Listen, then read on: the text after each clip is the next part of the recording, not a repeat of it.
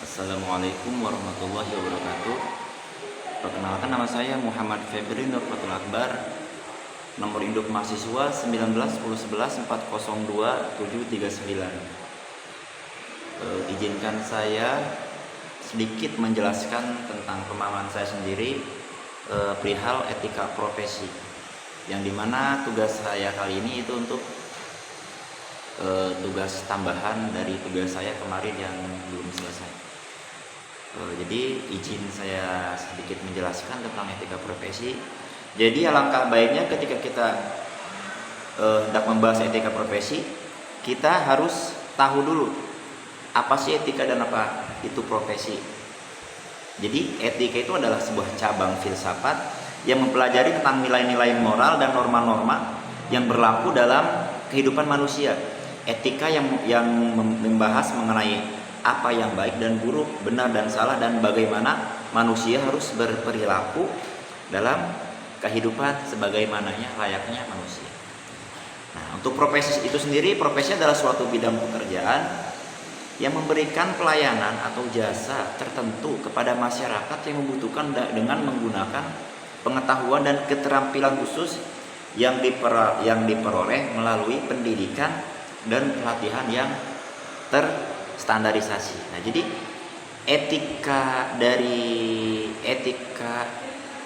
dari pemahaman saya dalam etika itu adalah nilai-nilai norma dalam berperilaku kehidupan manusia. Dan untuk profesi itu sendiri adalah di suatu bidang pekerjaan atau bidang pelayanan yang memiliki keterampilan khusus. Itu jadi perbedaan dari etika dan profesi. Nah, untuk pengertian etika profesi itu sendiri adalah etika profesi itu seperangkat nilai dan prinsip yang mengatur tindakan dan perilaku pada profesional dalam menjalankan tugas dan tanggung jawab mereka. Gitu. Jadi etika profesi itu merupakan panduan moral yang menyebutkan apa yang baik dan buruk dalam praktik kerja. Jadi menurut saya dalam beretika di dalam dunia profesi itu sangat penting. Karena ketika kita berprofesi tapi tidak kita memiliki etika, maka yang profesi yang akan kita lakukan itu atau profesi yang sedang kita lakukan akan menjadi kurang baik atau dipandang buruk oleh masyarakat. Jadi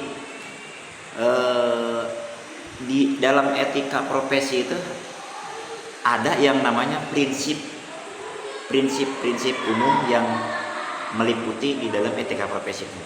Yang pertama itu adalah integritas, kepercayaan, pertanggungjawaban, kompetensi, keadilan, dan sebagainya. Contoh dari integritas adalah para profesional harus bertindak dengan jujur, terbuka, dan konsisten dalam segala tindakan keputusan mereka. Dan kepercayaan, yang kedua kepercayaan. Kepercayaan itu adalah menjunjung tinggi kepercayaan masyarakat terhadap mereka. Contohnya ketika dokter bisa diberi kepercayaan oleh masyarakat karena dokter ini jujur dengan apa yang telah dia lakukan pada masyarakat itu sendiri. Jadi ada timbal balik. Dan pertanggungjawaban. Para profesional harus bertanggung jawab atas tindakan dan keputusan yang mereka ambil dan harus siap menerima akibat dan tindakan tersebut. Yang keempat, kompetensi. Nah, jadi para profesional itu harus terus mengembangkan keahlian dan pengetahuan mereka untuk dapat memberikan pelayanan yang berkualitas. Ini kompetensi ini cukup keren juga sih. Yang terakhir itu ada keadilan. Para profesional harus bertindak. Jadi profesi itu kita bisa sebut juga sebagai profesional. Nah, jadi keadilan itu adalah para profesional harus bertindak secara adil dan tidak diskriminatif dalam memberikan pelayanan kepada semua klien terlepas dari latar belakang finansial. Nah, jadi untuk macam-macam etika profesi itu sendiri cukup banyak ya yang kita jumpai. Contohnya ada profesi kedokteran, profesi akuntansi, hukum, pendidikan, jurnalistik, teknologi informasi, pemrograman, banyak. Nah, gitu. Oke, dan